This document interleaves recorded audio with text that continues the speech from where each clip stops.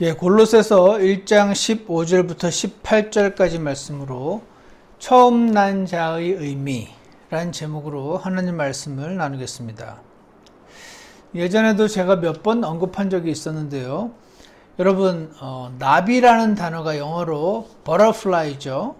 butterfly가 버터라는 단어와 fly라는 단어가 붙어 있지만 나비는 fly, 파리도 아니고 파리에 버터가 발라져 있는 파리도 분명히 아닙니다.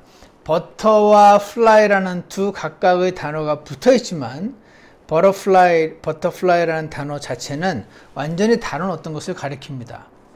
또 하나가 있죠. 뭐 많이 있겠지만 기니픽이라는 동물이 있습니다. 여러분 아시죠? 어떻게 생겼냐면 이렇게 생겼습니다. 제가 인터넷에 찾아봤더니 기니픽 이렇게 생겼습니다. 약간 쥐 같지만 귀엽게 생긴 쥐인데 설치를 하고 되어 있더군요. 이 기니픽은요, 기니아 출신도 아니고 피그, 돼지도 아닙니다. 기니도 아니고 픽도 아니지만 기니픽이라는 한 단어가 그 안에 들어있는 그 두 단어의 뜻과는 전혀 상관없는 새로운 한 사물, 한 동물을 가리키죠. 언어학자들이 언어의 의미를 파악하는 데 있어서 여러분 들어보셨는지 모르겠지만 두 가지 기법을 사용합니다. 하나는요, diachronic study라고 그래가지고요, 뭐라고 할까요? 예전에 이렇게 쓰였고, 지금 이렇게 그전엔 이렇게 쓰였고, 요즘은 이렇게 쓰이고, 시대별로 쭉 어떻게 이 단어가 변천되어 왔는지, 특히 어원, 거기에 들어있는 그 단어의 그 한 단어 안에 있는 그 단어들의 그 뜻을 살펴보고 그 오리진, 어원을 살펴보는 방식을 가리켜서 다이아크로닉 스터디라고 부릅니다. 그래서 예를 들어서 어떤 고대의 어떤 바빌론 문자를 고고학자들이 발견을 했는데 그 단어의 뜻이 무엇인지를 알 수가 없으니까 그 바빌론이면 바빌론 그 지역 주변 나라들의 언어들을 참조해서 어원이 같으면 비슷하게 비슷한 의미로 쓰이는 경우가 많으니까 그런 식으로 살펴보는 그런 케이스가 해당이 되겠습니다. 반면에 이 다이아크로닉 스터디와 다르게 싱크로닉 스터디라는 것이 있습니다. 싱크로가 이제 동시대의 그런 뜻을 갖고 있으니까요. 예를 들어서 버터플라이라는 단어의 뜻을 예를 들어서 버터플라이라는 단어를 우리가 모른다고 쳐요. 근데 예를 들어서 앞으로 1000년 뒤에 버터플라이라는 단어도 사라지고 버터플라이라는 동물도 곤충도 사라졌다고 쳐요. 근데 1000년 뒤에 예를 들어서 서기 3000년에 서기 2000년대의 자료들을 찾다 보니까 거기에 버터플라이라는 단어가 있는 거죠. 이 버터플라이가 도대체 뭔가? 라고 서기 3000년에 사는 사람이 버터플라이라는 단어의 뜻을 알기 위해서 막 연구하다 보니까 버터도 있고 플라이도 있네? 그러면 플라이에 버터가 발라져 있는 거를 버터플라이라고 부르나? 라고 처음에 예상을 할 수 있겠죠. 그런데 서기 2000년에 발간된 잡지나 신문이나 시집이나 여러 글들을 살펴보았더니 버터플라이는 어떤 시집에 보니까 봄날 나풀거리는 아름다운 나비라는 표현을 보고 여러 신문들, 나비 효과라는 것도 그 표현도 있어서 나비가 날개짓을 할 때 나오는 어떤 것, 현상 등등. 당시 서기 2000년에 발간된 여러 가지 신문, 잡지, 뉴스 이런 것들을 살펴보았더니 이거는 버터에 플라이가 발려져 있는 게 아니라 아주 아름다운 날개가 있는 그런 곤충이었던 것 같다. 이렇게 추측을 하게 되겠죠. 이런 식으로 그 단어의 usage, 용례, 용법 이런 것들을 살펴보고 그 단어가 어떤 문맥에서 나왔는지, 봄날, 뭐 아름다운 꽃과 나비, 그 문맥을 살펴봤더니 봄날 나타나나 보다, 아름다운 어떤 곤충인가 보다, 이런 식으로 뜻을 그 용례, usage와 그 문맥을 통해서 파악하는 방법, 이런 것들을 synchronic study라고 부릅니다. 자, 여러분, 제가 어려운 표현, synchronic, diachronic이라는 단어를 표현을 써서 그렇지 이건 굉장히 익숙합니다. 예를 들어서 에클레시아라는 단어가 있죠. 교회라는 단어의 그리스어죠. 에클레시아라는 단어가 에크가 아웃이라는 뜻이고, 에클레시아에서 그 칼레오라는 단어가 콜, 부른다는 뜻이니까 call out. 그래서 이것은 called out assembly구나. 저는 예전에 ABC 성경 공부라는 어떤 분이 쓰신 성경 공부 자료를 통해서 에클레시아, called out assembly, 거의 기계적으로 당연한 것으로 배웠었습니다. 그래서 에클레시아라는 단어가 무슨 뜻인가? called out assembly다. 왜냐하면 에크가 아웃이고 이런 식으로 파악하는 거. 이게 diachronic study죠. 반면 사도행전에 보니까 막 흥분해서 모여있는 폭도들도 에클레시아라고 불렀구나. 광야에서 출애굽해서 광야에 모여있던 그 이스라엘 사람들도 에클레시아라고 불렀네. 그러니까 에클레시아라는 것은 사람들이 모여있는 것을 말하는구나. 그래서 이 에클레시아라는 단어의 경우는 다이아크로닉 스터디나 싱크로닉 스터디나 둘 다 일치하는 경우에 해당됩니다. 대부분 이렇게 했죠. 많은 경우. 하지만 아까 말씀드렸던 버터플라이나 기니픽처럼 다이아크로닉 스터디를 통해서 발견한 뜻과 실제로 싱크로닉 스터디, 즉 유시지, 용법이나 문맥을 통해서 발견한 뜻이 전혀 다른 경우도 있다. 오늘의 제가 지금까지 서론에서 길게 여러분께 드리고자 했던 말씀의 요지는 바로 이것입니다. 그래서요, 이 정리하자면 다이아크로닉 스터디, 즉 한 단어의 그 한 글자 한 글자를 쪼개서 한 단어 한 단어를 쪼개서 살펴보는 이 방법, 의미가 없지 않다. 특히 성경에는요, 하팍스 레고메나라 그래가지고 성경 전체에서 딱 한 번 쓰여진 단어, 이런 것들이 있어요. 그럼 이 단어가 성경의 여기에서 어떻게 쓰였는지를 살펴보면서 싱크로닉 스터디를 통해서 유시지나 문맥을 통해서 이 뜻을 파악을 해야 되는데 이게 안 될 수가 있잖아요. 그런 경우는 할 수 없이 어떻게 합니까? 다이아크로닉 스터디를 합니다. 이 단어를 잘라봤더니 에크, 뭐 요런 단어가 붙었네. 또 싱크로닉 스터디를 성경 말고 다른 곳에서 하게 됩니다. 예를 들어서 어떤 한 단어가 성경에 딱 한 번 쓰였지만 이 단어가 1세기 BC 100년경, AD 100년경 그 무렵쯤에 어떤 식으로 당시에 사람들이 쓴 편지나 이런 것들을 살펴보면서 이런 경우 이런 뜻으로 일반적으로 쓰였구나 하는 것을 파악하는 싱크로닉 스터디를 하기도 하죠. 그래서 이런 다이아크로닉 스터디, 즉 그 단어의 그 한 단어 한 단어 그 안에 들어있는, 예를 들어서 firstborn 하면은 first와 born이라는 단어가 있으니까 첫 번째로 태어났다는 뜻이구나, 이런 식으로 살펴보는 이런 다이아크로닉 스터디 의미가 없진 않다 하는 것입니다. 이런 스터디는요, 일반인들은 잘 못하죠. 예를 들어서 히브리어, 구약 성경이 히브리어로 쓰여 있는데 히브리어 한 단어가 딱 한 번, 구약 성경 전체에 딱 한 번 쓰여지는 단어가 있어요. 처음에 이 성경 이 한 단어의 뜻을 알기가 어려웠겠죠. 그래서 어떻게 했냐면 그 히브리어, 고대 히브리어가 쓰여진 그 고대 히브리어와 비슷한 어원의 단어들이 있었습니다. 그 당시 근처에 있었던 유가리틱 언어, 그리고 옆에 사우디아라비아 그쪽 아라빅 언어, 다 같은 어원이거든요. 그래서 히브리어를 파악하기 위해서 유가리틱 언어, 그다음 아라메이크, 아람어, 그리고 아라빅, 보통 이 세 가지 언어의 어원을 통해서 유출을 하고 그런 식으로 이거 누가 하느냐? 학자들이 합니다. 신학자들이나 언어학자들이 하는 것이죠. 그래서 보통의 신학자들이나 보통의 목사님들은 이 어원을 막 살펴보는 고고학자나 언어학자 같이 못하겠죠. 오히려 이런 분들이 연구해 놓은 책, 할롯이라고 하는 책, 아니면 비덱이라는 여러 가지 이런 사전들을 참고해 보면 거기에 이제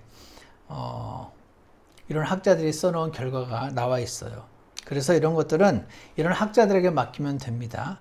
우리는 그들이 작성해 놓은 사전을 보고 도움을 얻는 정도인데, 제가 드리고자 하는 말씀의 첫 번째 요지는 이런 다이아크로닉 스터디, 그러니까 한 단어의 안에 단어를 쪼개서 보고 하는 이런 방식, 그리고 이게 이제 시대별로 어떻게 변천되어 왔는지 그 어원을 파악하는 방식, 이런 것이 의미가 없지 않다. 특히 성경에 한 번만 나와 있는 단어의 경우에 이런 방법을 참조할 수밖에 없었다. 초창기에 이런 것들을 학자들이 한다. 근데 두 번째가 중요합니다. 두 번째는요, 이런 다이아크로닉 스터디, 즉 어원 분석, 이런 분석은요 싱크로닉 스터디보다 더 우선되지 않는다. 싱크로닉 스터디가 더 우선이다, 그 말입니다. 즉 버터플라이라는 단어의 뜻을 파악하기 위해서 버터플라이가 쓰여져 있는 그 당시에 여러 단어, 책들을 참조해서 언어를, 이 버터플라이의 의미를 파악하는 것이 정확하지, 버터는 플라이, 버터와 플라이가 더해졌구나, 플라이에 버터 바른 게 버터플라이야, 이렇게 파악하는 사람은 어리석은 사람이잖아요.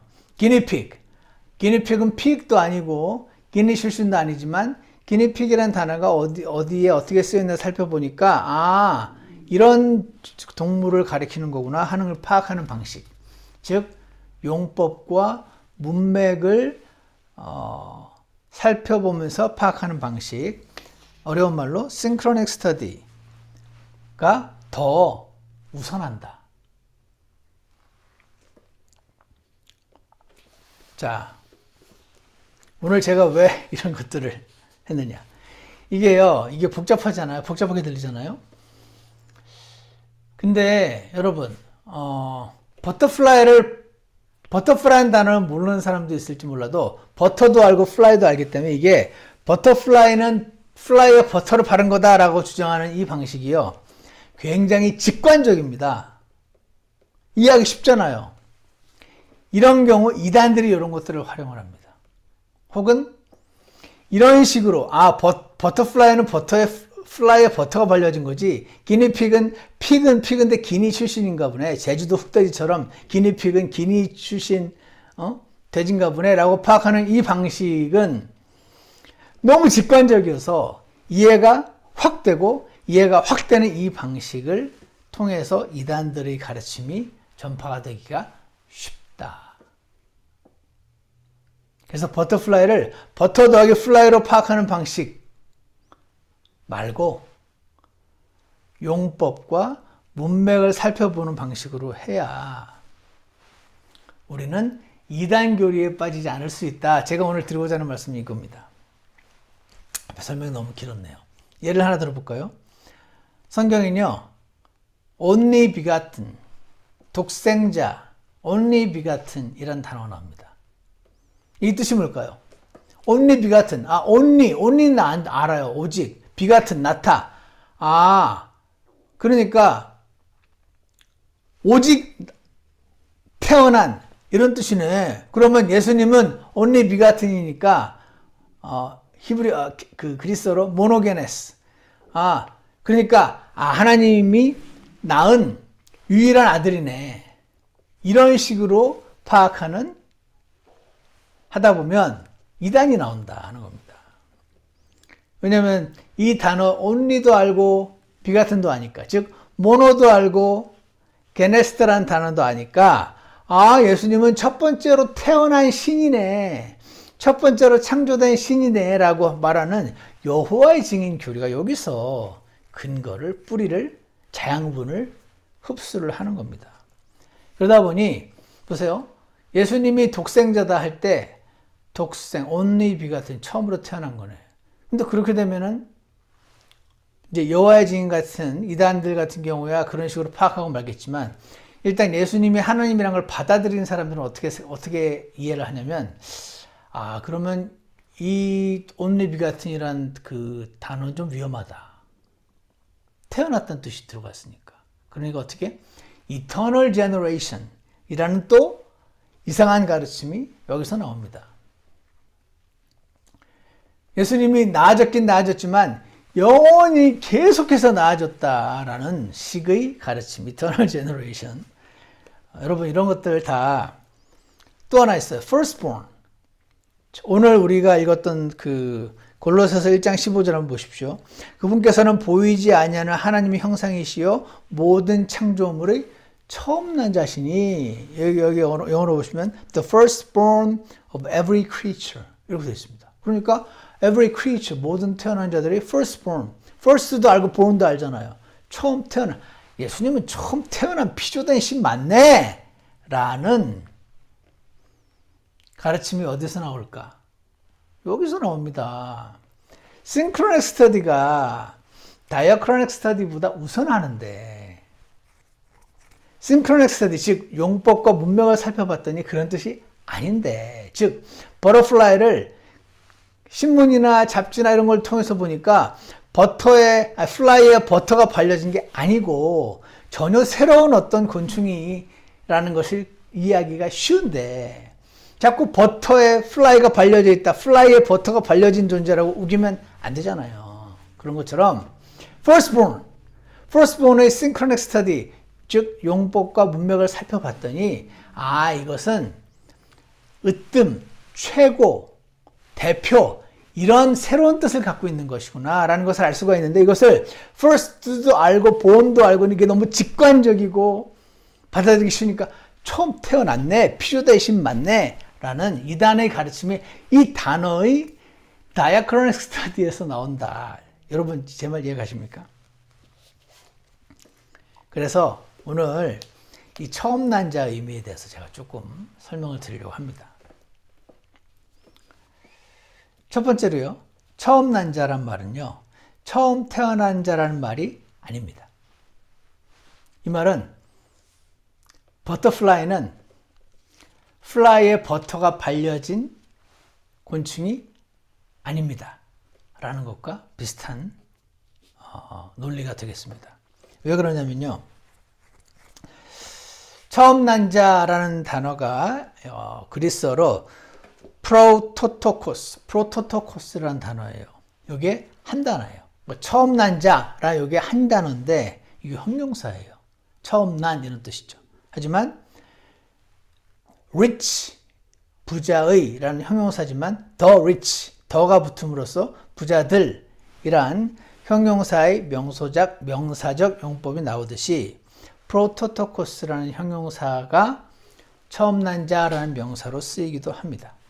사전을 찾아보시면 어떻게 되어 있냐면 the special status, 특별한 어떤 status, 위치, enjoyed by a firstborn son as heir, apparent in Israel, is an implicit component of the Prototokos. 이게 무슨 말이냐?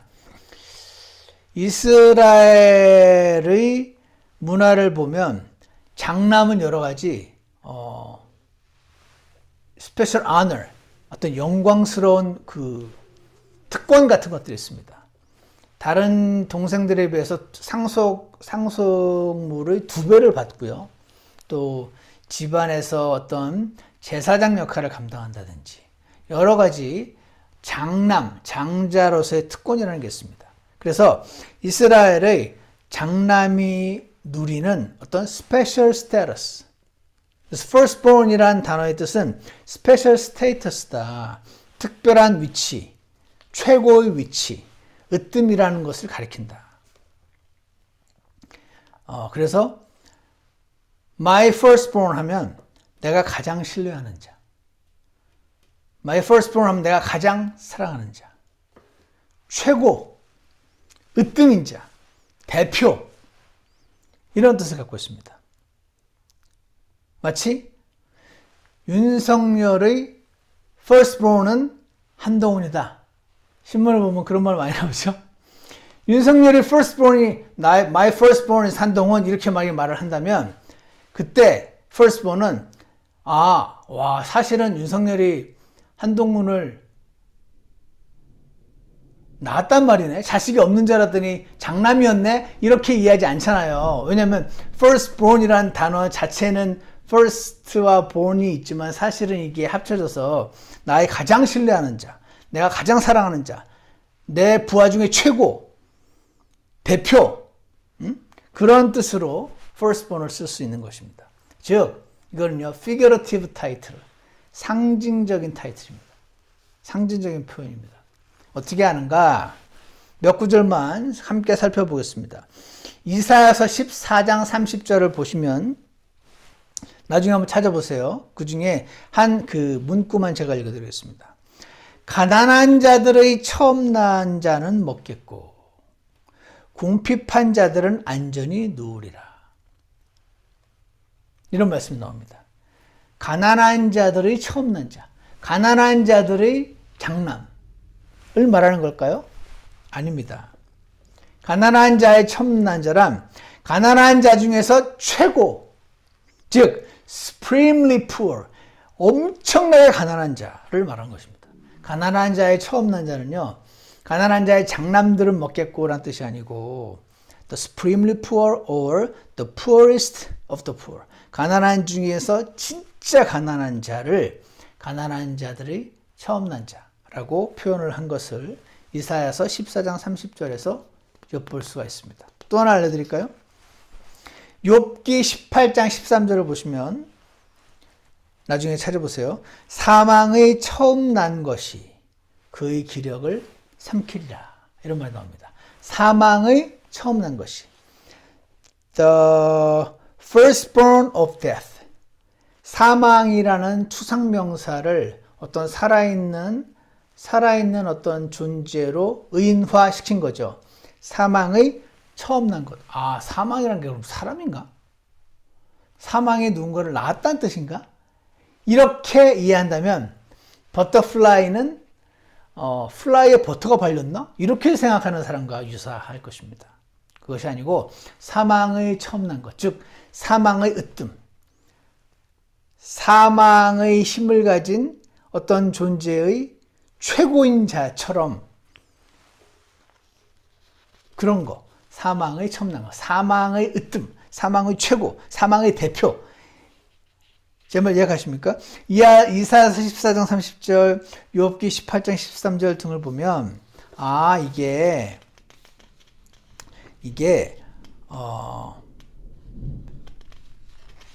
firstborn이라는 처음 난 자라는 단어가 성경에서는 진짜로 처음 태어났다라는 뜻으로 쓰는 것이 아니고 그 처음 태어난 자들 누렸던 그 스페셜 스테러스를 가리키는 상징적인 표현이구나. 그래서 사망의 처음 난 것은 사망적인 으뜸을 말하는 것이고 가난한 자들이 처음 난 자는 가난한 자들의 으뜸을 말하는 것이고, 그러니 firstborn of the creature란 말은 creature의 으뜸을 말하는 것이다 라고 설명을 할 수가 있겠습니다. 마지막으로 하나 더 설명을 드리면 출애굽기 4장 22절에 보면 Israel is my son. 이스라엘을 하나님이 나의 son이래요. 그러면서 even my firstborn이라고 나옵니다. 그러니까 이스라엘이 모든 민족들 중에 으뜸이라는 뜻이지 진짜로 하나님이 누구랑 결혼해가지고 이스라엘 사람들을 다 낳았다는 뜻이 아니잖아요. 그 중에 첫 번째라는 뜻이 아닙니다. firstborn이라는 것은 으뜸, 최고, 첫 번째 이런 뜻인 것을 알 수가 있죠. 나중에 찾아보세요. 시편 89편 27절에도 보면 그를 나의 처음 난 자로 삼아. 여기서 말한 그가 다윗이에요. 다윗을 나의 firstborn으로 삼겠다 이런 말씀이 나옵니다. 시편 89편 27절에. 여러분 다윗은 firstborn인가요? 아니잖아요. 몇 번째 아들이죠? 이새의 8번째 아들이에요. 이게 뭐 7번째네 8번째네 라면서 막 또 뭐 싸움을 한다고 하는 것 같던데 어쨌거나 7번째든 8번째든 그건 여러분이 직접 나중에 확인해 보시고 제가 파악한 거는 8번째라고 하던데 어쨌거나 최소한 장남은 아니잖아요. 근데 그를 다윗을 my firstborn으로 삼겠다는 것은 즉 이제는 나머지 애들을 다 죽이고 첫째 아들로 삼겠다는 뜻도 아니고 사실은 내 첫째 태어난 걸로 바꾸겠다는 뜻도 아니고 내가 가장 총애하는 사람, 대표, 반장 이런 사람으로 삼으셨다는 뜻이죠. 그래서 firstborn이라는 단어가요, 물론 처음 태어난 장남으로 쓰인 그 용법도 있습니다. 하지만 firstborn의 두 번째 뜻은 꼭 처음 태어났다는 의미를 갖는 것이 아니라 그 처음 태어난 자 가졌던 그 special status, 특별한 위치, 영예로운 그 위치, 최고, 으뜸, 대표 이런 뜻을 가리킨다. 그래서 firstborn이라는 단어의 뜻을 파악할 때 단어를 잘라서 파악하는 이런 방식, 무식하지만 직관적인 방식만을 너무 신뢰하지 마시고 성경에서 어떤 식으로 쓰였나 여기는 보니까 사망의 firstborn이라는 말도 있구나, 가난한 자의 firstborn도 있고 다윗을 firstborn으로 삼는다 그랬고 이스라엘을 firstborn으로 첫 번째 가장 사랑하는 자, 가장 총애하는 자, 대표 이런 걸로 삼는다는 뜻이구나 하는 것을 알 수가 있습니다. 그래서 결론, 처음 난 자 firstborn은 버터플라이처럼 적혀있는 단어들의 조합이 아니다 하는 것을 제가 조금 길게 설명을 드렸습니다. 두 번째요, 처음 난 자는요 오히려 겸손의 타이틀입니다. 처음 난 자는요 겸손의 타이틀입니다. chick.com 나중에 한번 들어보세요. chick 그 병아리 있죠, chick 사람 이름인데 chick.com이라는 그 사이트를 들어가 보시면 거기에 만화로 막 전도지를 엄청난 숫자의 전도지를 막 해놓은 그 사이트가 있습니다. 거기에 보시면요 이런 게 있어요. 나중에 한번 찾아보세요. 제가 카피만 해놨는데 Charlie's Ants라고 하는 그 만화 전도지가 있습니다. 내용은 나중에 직접 한번 읽어보시고요. 여기에 보면 어떤 것들이 나오냐면 대략 설명드리면 찰리라는 아이가요 개미를 사랑해요. 그래서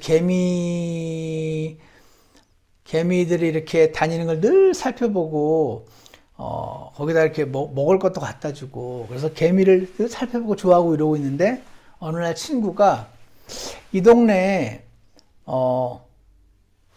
이 개미들이 살고 있는 그 땅 부분에 저수지가 생긴다더라.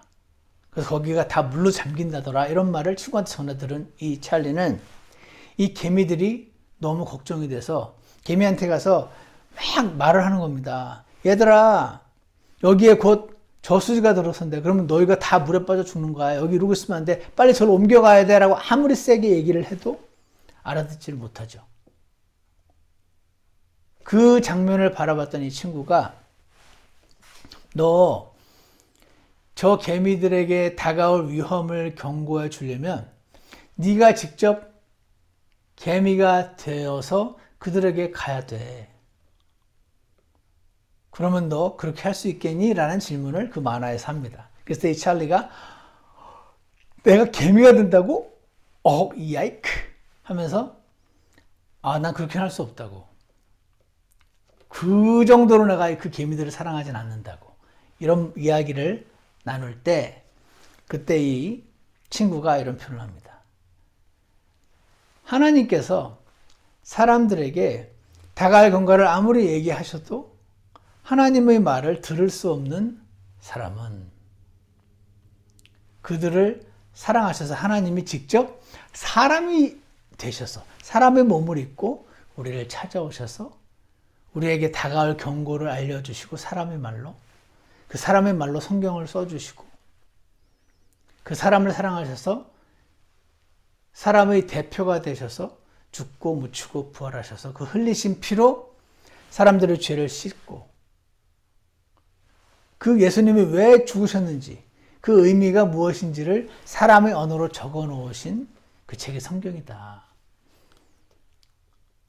그 의미에서 하나님이 사람이 되신 것처럼 찰리야 네가 개미가 되어서 개미에게 간다고 생각해봐 라고 얘기했을 때 이 아이가 충격을 받고 예수님을 믿고 하게 됐다. 뭐 이런 내용의 전도지가 그 전도지입니다.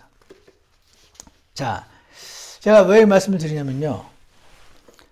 firstborn 이란 뜻이 처음으로 태어났다는 뜻은 아니고 어떤 special status, 으뜸 최고를 가리킨다라는 것을 우리가 synchronic study, 문맥과 용법을 통해서 파악을 했다 칩시다. 그런데 firstborn of creature라고 되어 있단 말이에요. 즉 뭡니까? 창조된 창조물들 중에 최고라는 뜻이잖아요. 이게 만약에 저보고 네가 이 세상 모든 창조물 태어난 자들이 최고다 라고 말하면 저는 너무나 영광스럽겠죠. 하지만 예수님은 하나님이시잖아요. 성경을 보면 하나님이 사람을 입고 오신 분이거든요. 그런 분한테 네가 사람들 중에 firstborn 최고야 라고 말을 한다 한들 그것이 뭐 그리 예수님께 영광스러운 타이틀이겠습니까? 제가 개미를 사랑해서 개미의 몸을 입고 개미가 되어서 개미들에게 갔다고 칩시다. 그래서 저를 개미로 보낸 어떤 하나님이 야 충환아 너는 그 개미들 중에 firstborn 최고야 라고 말을 한다 한들 제가 개미가 되었다는 것 자체가 막 역겨운 일일 수도 있는데 그 중에 제일 예쁜 개미가 된다 한들 그 중에 최고 개미가 된다 한들 그 중에 가장 머리가 좋은 개미가 된다 한들 so what? 그게 뭐 대단한 거냐 말입니다. 제 말은 이해가시나요? 그래서 저는요 이 firstborn이라는 타이틀이 하나님에게 있어서는 겸손의 타이틀에 불과하지 막 영광스럽고 대단한 타이틀은 아니다 라고 저는 생각합니다. 예전에 제가 이런 질문을 했었습니다. 저희 교회에 막 마음이 뜨겁고 막 예수님을 너무 사랑하고 이런 자매님들도 계시고 형제님들도 많이 계셨는데 이분들이 예수님이 십자가에 그 못 박혀 죽은 그 사건을 이야기하면서 막 우는 거예요. 나를 위해 피 흘리고 찢기고 막 그랬다고 생각을 하면서 막 우는 거예요. 근데 저는요, 저를 구원해 주셔서 감사는 한데, 막 그렇게 눈물이 나오지는 않는 거예요. 왜냐면 저의 이 얄팍한 머리에는요, 어떤 생각이냐면, 3일 뒤면 살아날 거였잖아. 이런 생각이 저는 드는 거예요. 그냥 타고난 그 사람의 머리가. 완전히 죽는 것도 아니고 3일 뒤에 살아날 거였잖아. 그게 뭐. 물론 너무 감사하긴 하지. 그렇지만 그것 때문에 막 눈물이 나거나 막 그러진 않는 거죠. 그 또 하나는 원래 처음부터 그렇게 죽기로 계획하고 상의하셔서 작정하고 오신 거였잖아. 근데 뭐. 이해가십니까? 저는 이런 생각이 그냥 저절로 드니까 예수님이 막 그 중동 지방의 가시는 막 이만한데 그 가시들을 층층 감아서 그 머리를 푹 찔렀을 때 머리에서 막 피가 났고 그 등짝에 맞은 그 채찍에는 쇠 조각과 뼈 조각이 붙어 있어서 한번 그 등에 긁을 때마다 막 완전히 만신창이가 됐고 그 뭐죠? The Passion of Christ라는 영화도 있었죠. 거기 보면 예수님 정말 비참한 시뻘건 고기 덩어리가 거의 되듯이 그런 모습이 나오거든요. 그걸 보면서 막 우리를 위해서 대신 그렇게 피 흘려 죽으신 막 예수님 때문에 막 울고 막 그런 분들이 계신데 저도 그 장면을 너무 끔찍하긴 했었지만 저는 막 그 가시에 뚫렸던 그 고통과 막 채찍 그 고통 이것 때문에 막 눈물이 나고 막 그렇게 안 되는 거예요. 그냥 성격상. 원래 그렇게 하기로 하고 오셨던 거였고. 그런데 어느 날 성경을 읽다가 찰리 젠스 이 전도지였던 것 같으네. 예전에 이 찰리 젠스 전도지를 읽다가 사람이 내가 저 개미들을 상해서 내 아들이 개미가 되게 한다? 이거 자체가 너무 디스커스팅한 이야기잖아요. 이 디스커스팅하고 이 비슷한 그 내가 느껴지는 그때 그 감정이 하나님이 사람 되셨을 때 그 감정과 약간은 비슷한 면이 있겠구나라는 생각이 들어온 날이 있어요. 그때 제가 알았습니다. 아, 예수님이 우리를 위해서 너무 큰 고통을 당하셔서 막 너무 감사하고, 고통은 좀 덜한 죽음을 당하셨으면 덜 감사하고, 이게 아니구나.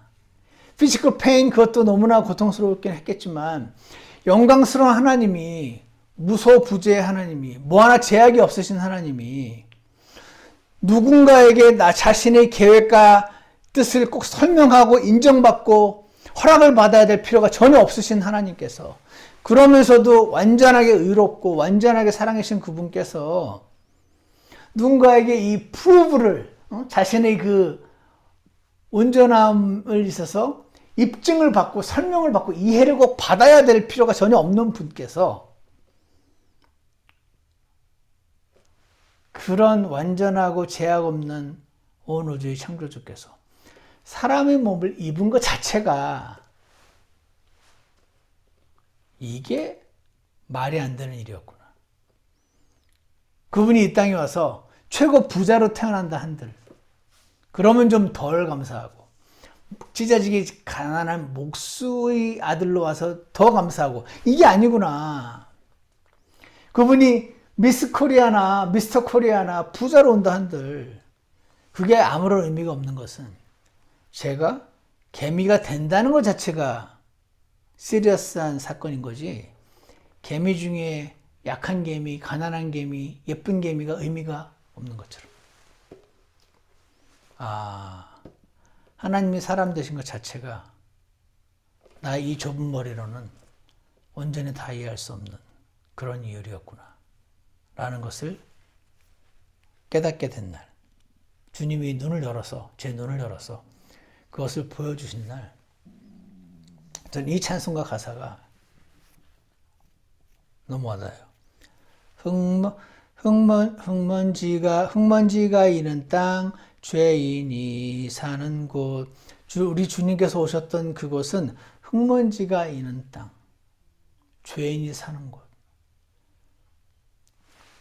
흙먼지란 존재하지도 않는 곳에서 오신 하나님이 이 땅의 흙먼지가 있는 땅을 걸으시고, 아무리 해도 피곤할 줄 모르는 분이 사람의 몸을 입고 걸어서 피곤함을 느끼시고, 고통이라는 건 느껴본 적이 없는 분이 와서 고통을 느끼시고, 모욕이라는 거는 받을 필요도 없고 받아본 적도 없는 분이 모욕을 당하고 침뱉음을 당하고, 그런 거 다 없다 하더라도 사람이 되신 것 자체가 와우. 그러니 골로새서 1장 15절, 그분께서는 보이지 아니하는 하나님의 형상이시오 모든 창조물의 처음 난 자신이, 창조물 중에 첫 번째 태어난 자가 아니라 창조물의 대표자가 되셨다는 이것 자체가, 이건 겸손의 타이틀에 불과하구나 라는 것을 제게 말씀해 주셨습니다.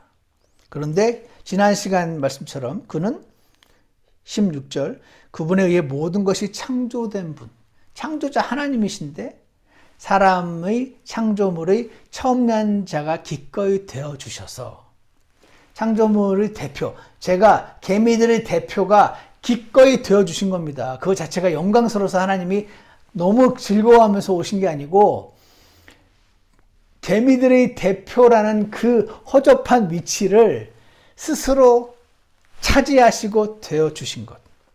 모든 창조물의 처음 난 자라는 뜻은 그래서 그런 뜻인 것입니다.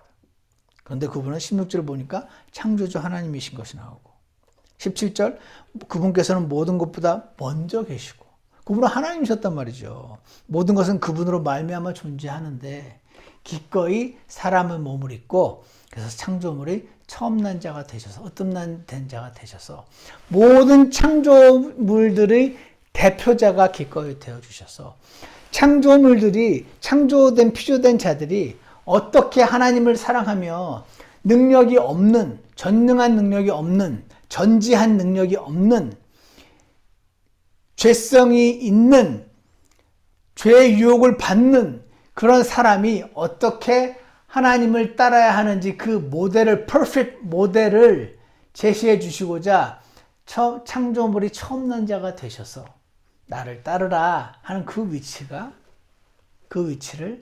기꺼이 차지해 주셨다. 그 말을 하고 있었던 것입니다. 그래서 저는 그 이후로 기도가 하나님 저를 위해서 사람으로 와주셔서 감사합니다. 그냥 못 본 척 내버려 두지도 않으시고 철저한 AS 감사합니다. 하나님의 그 사랑과 겸손이 아니었으면 저는 지금도 죄와 사망의 골짜기를 헤매고 있었을 텐데요. 하나님 감사합니다. 사람 몸 있고 창조물이 처음 난 자가 저희 큰 형님이 기꺼이 되어주셔서 제가 큰 형님이 어떻게 하시는 거 보고 따라갈 수 있게 사람의 몸을 입어줘서 감사합니다. 저를 위해 창조물이 처음 난 자라는 이 허접한 타이틀을 기꺼이 받아주셔서 감사합니다. 저는 너무 부족한 사람입니다 라는 말 자체가 송구스러울 만큼 만물이 찌꺼기, 쓰레기 같은 사람인데 이러한 저를 살리시려고 기꺼이 사람이 되어주시고 저의 처음 난 자가 되어주셔서 제가 예수님의 뒤를 따를 수 있도록 격려해 주셔서 감사합니다. 이것이 저의 기도로 바뀌었습니다. 여러분도 그러신가요? 여러분 처음 난 자란 말은요. 처음 태어난 자란 말이 아닙니다. 싱크로닉 스터디가 우선합니다. 그리고 처음 난 자는 오히려 겸손의 타이틀입니다. 사람이요. 삼위일체, 즉 예수님의 신성, 예수님이 하나님이신 거. 근데 동시에 창조물이 처음 난 자인 거. 이거를요. 다 이해하거나 완전히 받아들여야 구원을 받는 것은 아닙니다. 하지만 구원받은 그리스도인이라면 삼위일체를 부인하지 않습니다. 예수님이 하나님이심을 부인하지 않습니다. 사랑하는 여러분, 그분의 처음 난 자가 되어주심을 기억하시고 감사하고 주님이 나의 눈을 활짝 열어주셔서 나의 처음 난 자로 와주신 찰리의 개미처럼 와주신 예수님을 더 많이 접하고 사랑하고 따라가고 순종하는 나 자신이 되도록 주님께 기도하는 시간이 있기를 원합니다. 기도하겠습니다. 선하신 하나님 아버지, 성경에 처음 난 자라는 타이틀이 저에게 잠시 혼란을 주었던 때도 있었지만 성경에 나타나 있는 처음 난 자라는 단어를 살펴보는 자들, 즉 교만하게 그 단어 가지고 그냥 다 이해했다고 스스로를 똑똑한 자로 여기지 않고 겸손히 말씀을 찾아가는 자들을 향해서 주님께서는 그들이 온전히 주님을 쫓아올 수 있도록 길에다가 표식을 많이도 남겨두신 것을 보게 됩니다. 선하신 하나님 아버지, 하나님이 사람 되어 오신 분, 그래서 죄가 없으셔서 그분의 죽음이 나의 죄를 씻기에 충분하신 분, 그분 보내주셔서 감사합니다. 그리고 그분께서 창조물이 처음 난 자라는 타이틀을 기꺼이 택해 주시고 취해 주시고 저를 위해 죽으시고 제 죄를 완전히 용서하시고 다시 부활하셔서 저희 구주가 되어주신 것 감사합니다. 주님, 우리가 이 땅에서 사는 삶은 이제부터 나를 위해 대신 죽으신 그분을 위해 사는 삶이라는 말씀을 다시 한번 기억하게 해주시고 지금 저희가 주님을 더 많이 사랑하고 주님을 더 많이 이해해갈 수 있도록 축복해 주시옵소서. 예수님 이름으로 기도드렸습니다. 아멘. 우리 다 같이 찬송가 690장 함께 부르시겠습니다.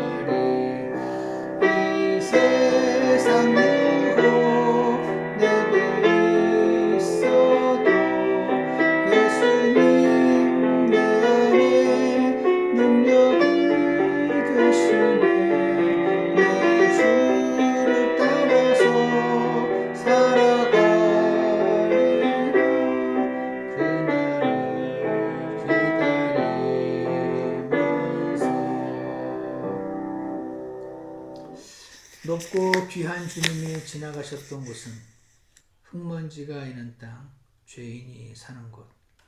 하늘 영광 버리고 주님 내려오셔서 나는 주의 은혜로 하늘에 오르리. 하나님 아버지 감사합니다. 하나님께서 가장 사랑하시는 예수님 사람 몸 입고 오게 하셔서 창조물이 처음 난 자로 삼으시고 저희들에게 따라갈 길을 보여주신 은혜를 기억하며 감사합니다. 주님, 저희가 구원은 받았는데 성령님을 따라 살기를 원하는 마음도 많이 있기도 한데 우리의 실제 삶은 그렇지 못할 때도 너무나 많이 있음을 주님 앞에 고백하고 회개합니다.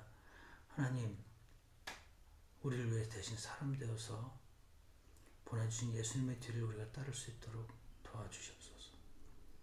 사랑이 너무 많으시고 용서가 많으시고 정당성을 주장 않으시고 원수도 받아주시고 하여튼 그 예수님의 그 길을 처음 난 자가 되셔서 둘째, 셋째, 넷째 아들들이 따라갈 수 있게 해주신 것처럼 주님, 오늘도 제 안에서 성령님을 통해서 길을 열어주시고 성경 말씀 통해서 눈을 열어주셔서 주님이 가셨던 길을 따라갈 수 있도록 저희 모두를 축복해 주시옵소서. 저를 구원해 주신 은혜를 감사드리고 아직 이 은혜를 모르는 자들에게 주님 복음을 전할 수 있도록 축복해 주시옵소서. 예수님 이름으로 기도드렸습니다. 아멘. 예배를 마치겠습니다.